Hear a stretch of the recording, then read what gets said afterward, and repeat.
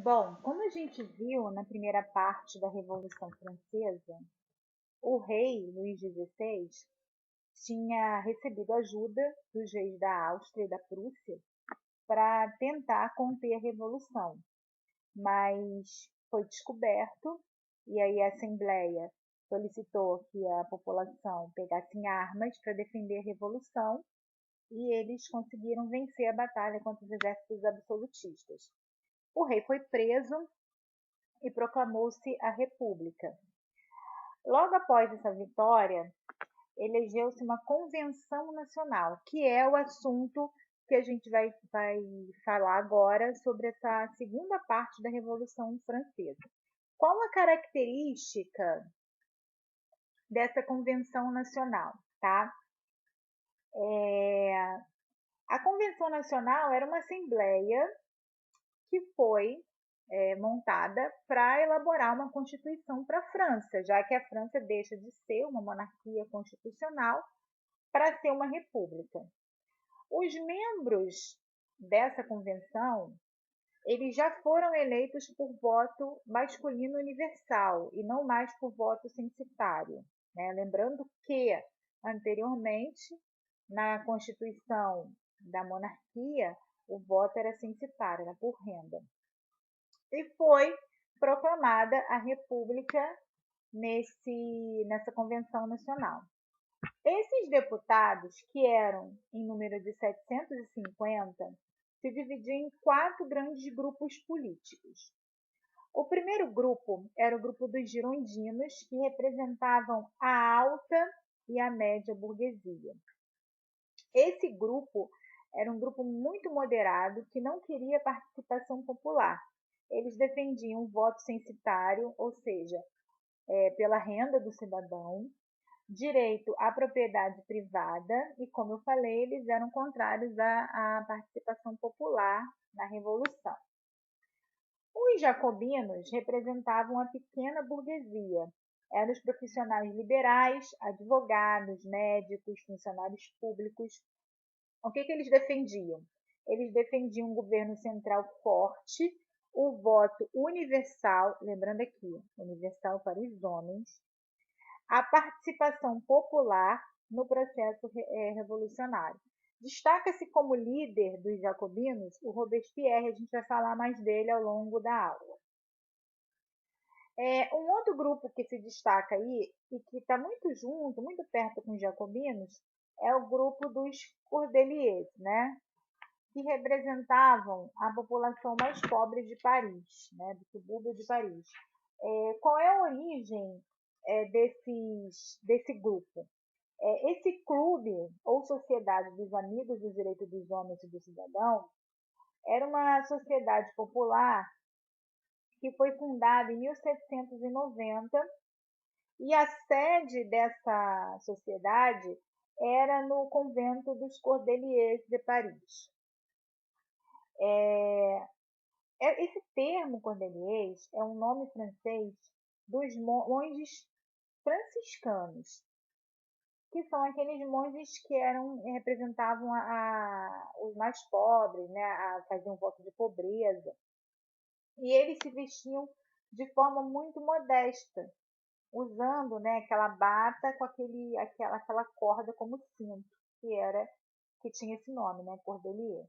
Então, por isso, por eles se reunirem no refeitório desse convento, eles acabaram ganhando esse nome, né? Clube dos Cordeliers.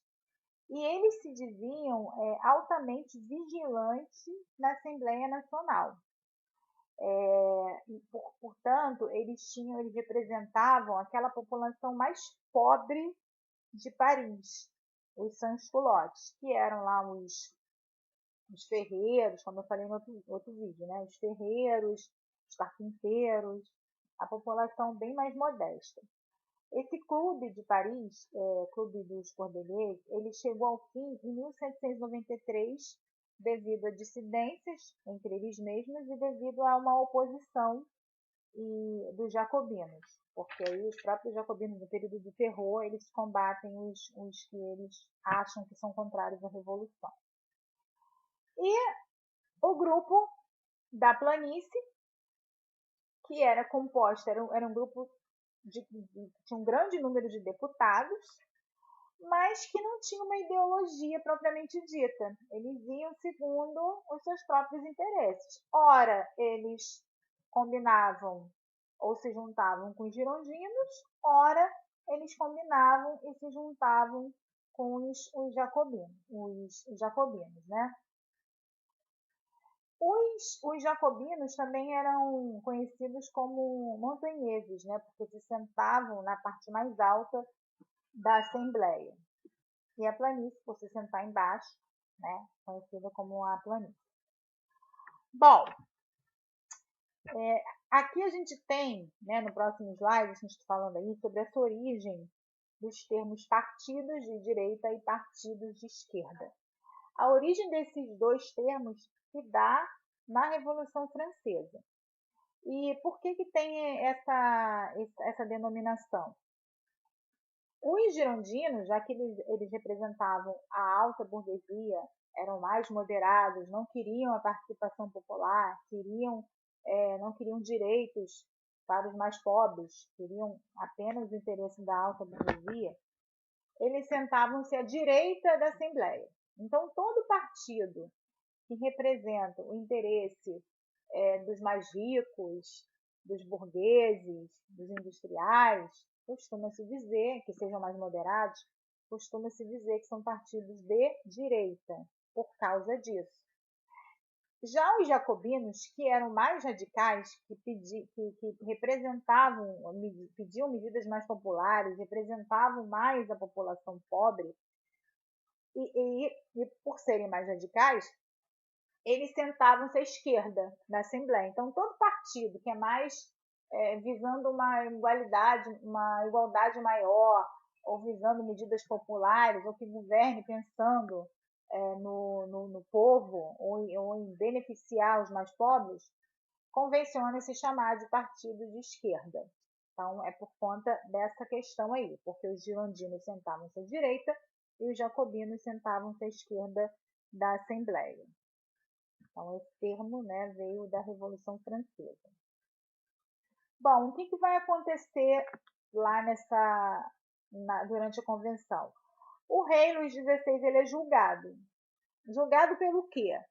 Ele é julgado porque, na primeira fase da Revolução, o rei ele perde, né, o direito de ser absolutista, quando os franceses aprovam a Constituição e a França vira uma monarquia constitucional, mas ele continua rei. Não é mais absolutista, mas continua rei. Só que o que ele faz? Por não aceitar a Constituição, ele vai se aliar aos ex-absolutistas, buscando ajuda para frear a revolução na França. E aí, como eu já disse, esse plano é descoberto, o povo pega em armas, defende a revolução, ele é preso e por conta disso ele é julgado, julgado por traição à França. Né? Então, 90% dos deputados eles condenam Luís XVI como traidor da nação, até porque no cofre dele, né, do rei, foram descobertas provas dos acordos que ele tinha feito com os monarcas absolutistas, combinando a invasão da França por exércitos dessas nações absolutistas. Então, ele é condenado e executado em praça pública pela guilhotina. Ele perde a cabeça, não só ele, como a rainha também, a Maria Antonieta. A partir desse momento, os jacobinos lideram a convenção. Eles estão no poder, que são esses mais radicais. E promovem, né, fazem ali um órgão especial, que é o Comitê de Salvação Pública, liderado por Robespierre. Quais são as medidas que esse Comitê de Salvação Pública toma? Medidas mais populares. Que medidas são essas? Pegar a terra dos nobres e dar aos camponeses. Por isso que os partidos mais populares são conhecidos como partidos de esquerda, por conta desses jacobinos. abolição da escravidão nas colônias, tabelar o preço dos alimentos de primeira necessidade para que beneficiem a população que estava passando fome. Então, são medidas, ensinamento, o ensino primário passa a ser obrigatório, então, e gratuito, não só obrigatório, mas também gratuito. Então, são medidas muito populares que não vão agradar aos girondinos, porque os girondinos representam a alta burguesia. Diante disso, a tensão entre os girondinos e os jacobinos aumenta. E aí, o governo jacobino, liderado por Robespierre, vai aumentar a repressão. É nesse momento que a França vive o que a gente chama de período do terror. O que foi o período do terror? Os jacobinos, liderados por Robespierre, entram numa de que qualquer pessoa que fosse considerada inimiga da revolução seria julgada por esse tribunal de salvação pública e, obviamente, se fosse culpada, seria condenada a morrer na guilhotina. O problema é que isso saiu do controle. Milhares de pessoas foram guilhotinadas, inclusive entre os próprios jacobinos. O Robespierre começa a condenar os próprios companheiros de partido acusados de traição. Então, a coisa ficou tão assim que, por exemplo, se eu tivesse um vizinho e eu não gostasse do meu vizinho, eu ia lá e denunciava meu vizinho no comitê de salvação pública. E dizia, olha, o fulano de tal, ele é inimigo da revolução. E aí, o meu vizinho era guilhotinado. E as pessoas iam para a praça, porque não tinha televisão naquela época, não tinha divertimento. O divertimento das pessoas era o quê? Era ver o pobre coitado ser guilhotinado. Só que a coisa ficou tão demais, tão feia, milhares de pessoas foram guilhotinadas, que as pessoas começaram a ficar com medo. Então, foi um governo que começa a perder o apoio popular. Então, aquele apoio popular que ele tinha no início, por conta das medidas populares de tabelamento, dos alimentos, doação de terra para os camponeses e tal, perde esse apoio no momento em que a guilhotina come solta ali e as pessoas ficam com medo de serem as próximas a perderem a cabeça. Tá? Marat, que era um dos líderes dos Cordeliers, e o Danton também, que é um dos líderes dos Cordeliers, também são executados. O Marat é assassinado e o Danton é executado na guilhotina, justamente por combater esse terror, essa questão de que todo mundo era inimigo da revolução. E aí, por conta disso, os jacobinos eles vão perder o apoio popular e as pessoas ficam com medo de serem guilhotinadas, porque qualquer pessoa poderia morrer na guilhotina. Diante disso, os girondinos se aproveitam e dão um golpe. Os girondinos juntam-se com a planície e dão um golpe, tirando os jacobinos do poder. Robespierre e os principais líderes jacobinos são presos e guilhotinados sem julgamento. Então, também sofreram com a guilhotina. E aí, esse governo girondino, que é o representante da alta burguesia, funda um terceiro governo, que é o Diretório. O Diretório é um governo girondino que vai apoiar os negócios da burguesia, da grande burguesia. Então, é nesse período que a burguesia vai ampliar seus negócios, o governo vai investir na indústria e no comércio. Em 1795, sai uma nova Constituição para a França. Essa nova Constituição ela mantém a República, o voto volta a ser censitário, ou seja, vota quem tem renda. Então, nota-se que é um governo da burguesia feito para a burguesia. E esse governo ele é confiado a um diretório composto de 5 deputados para governar a França. Bom, esse governo ele vai sofrer resistência de um lado, dos monarquistas, que querem a volta da monarquia dentro da França, inclusive lideram revoltas para dar o poder ao irmão de Luís XVI, que é o Conde de Artois. Não conseguem, né? Não conseguem fazer, mas estão lá tentando muito, com muita força, voltar com a monarquia. E os novos jacobinos começam a atacar o governo através de panfletos e jornais. Nesse meio tempo, acontece a conspiração dos iguais, liderada por Graco Babeuf, que é um movimento popular propondo a abolição da propriedade privada e a igualdade social. Imagina a burguesia no meio disso. Abolição da propriedade privada e igualdade social. Quem vai perder? A burguesia. Então, o governo do diretório está cercado. De um lado, tem os monarquistas querendo acabar com o governo e voltar com a monarquia, dando a coroa para o irmão do Luís XVI. Do outro lado, tem os jacobinos tentando voltar ao poder com as medidas populares. Tem a revolução, a conspiração dos iguais, tentando ali uma igualdade da população, acabar com a propriedade privada. E aí, diante disso, o governo vai endurecer, vai fechar os jornais de oposição, vai conseguir, né, conter essa conspiração. O líder ele vai ser executado. O governo vai expulsar do país todos os adversários, mas aí é um governo que já está desmoralizado. A própria burguesia vê que precisa de um nome forte para consolidar a revolução.